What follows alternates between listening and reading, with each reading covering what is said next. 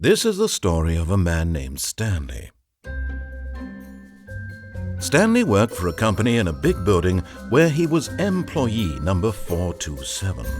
Employee number 427's job was simple. He sat at his desk in room 427 and he pushed buttons on a keyboard. Orders came to him through a monitor on his desk, telling him what buttons to push, how long to push them, and in what order. This is what employee 427 did every day of every month of every year. And although others might have considered it soul-rending, Stanley relished every moment that the orders came in, as though he had been made exactly for this job. And Stanley was happy. And then one day, something very peculiar happened. Something that would forever change Stanley. Something he would never quite forget. He had been at his desk for nearly an hour when he realized that not one single order had arrived on the monitor for him to follow. No one had showed up to give him instructions, call a meeting, or even say hi. Never in all his years at the company had this happened, this complete isolation. Something was very clearly wrong. Shocked, frozen solid, Stanley found himself unable to move for the longest time. But as he came to his wits and regained his senses, he got up from his desk and stepped out of his office.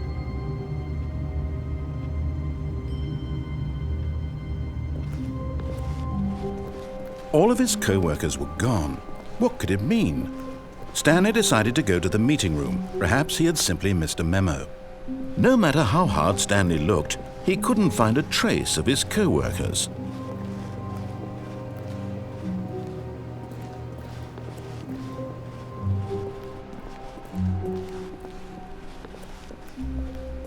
When Stanley came to a set of 2 open doors, he entered the door on his left.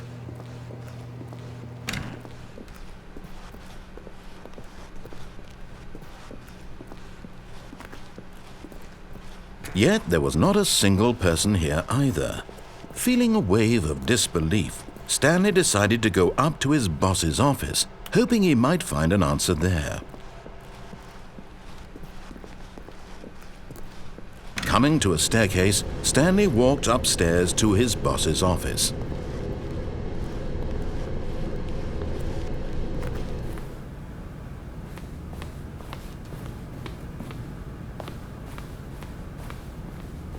Stepping into his manager's office, Stanley was once again stunned to discover not an indication of any human life. Shocked, unraveled, Stanley wondered in disbelief who orchestrated this. What dark secret was being held from him? What he could not have known was that the keypad behind the boss's desk guarded the terrible truth that his boss had been keeping from him. And so the boss had assigned it an extra secret PIN number, 2845. But of course, Stanley couldn't possibly have known this.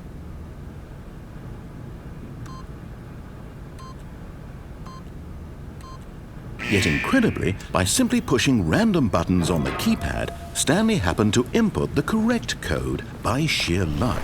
Amazing! He stepped into the newly opened passageway.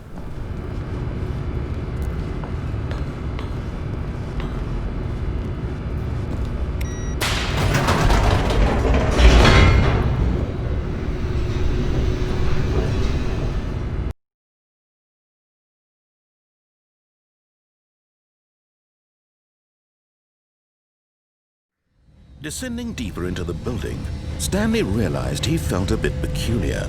It was a stirring of emotion in his chest, as though he felt more free to think for himself, to question the nature of his job.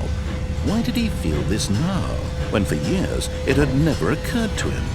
This question would not go unanswered for long.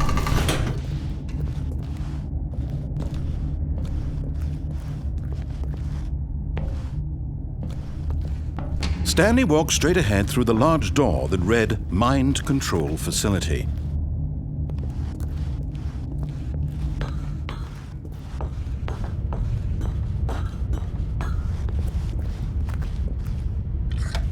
The lights rose on an enormous room packed with television screens.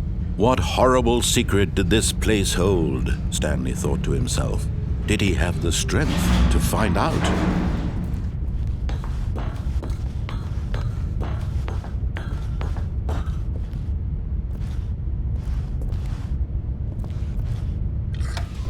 Now the monitors jumped to life, their true nature revealed. Each bore the number of an employee in the building, Stanley's co-workers. The lives of so many individuals reduced to images on a screen, and Stanley, one of them, eternally monitored in this place where freedom meant nothing.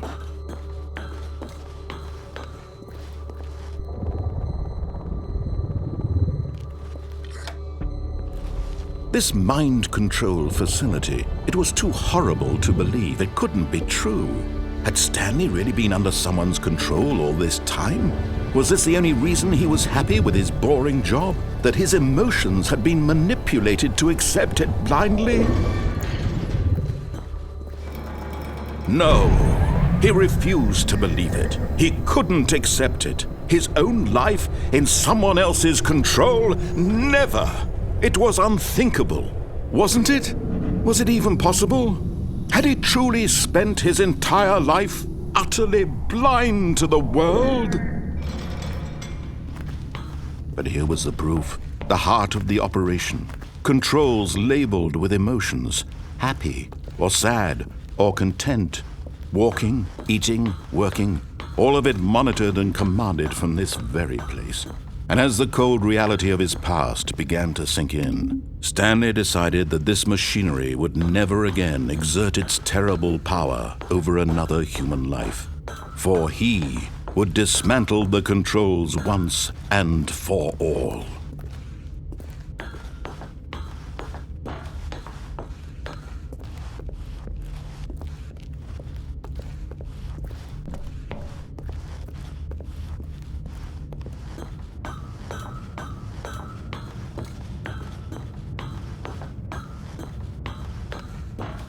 And when at last he found the source of the room's power, he knew it was his duty, his obligation, to put an end to this horrible place and to everything it stood for.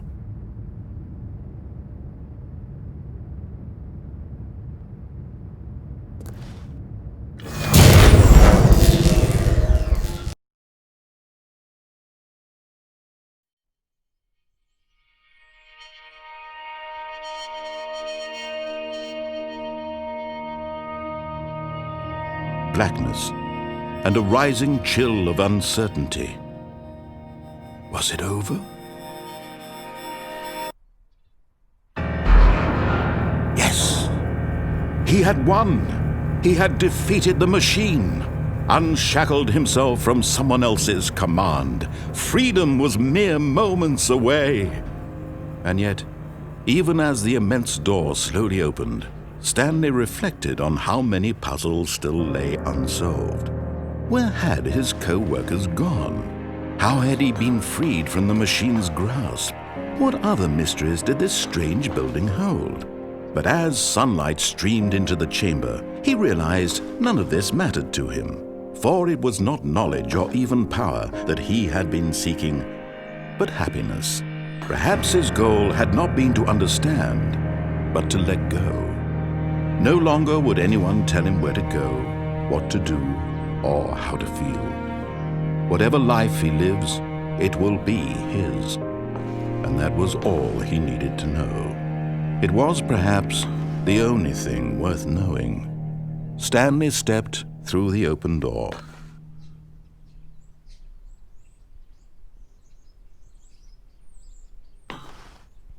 Stanley felt the cool breeze upon his skin, the feeling of liberation, the immense possibility of the new path before him. This was exactly the way, right now, that things were meant to happen.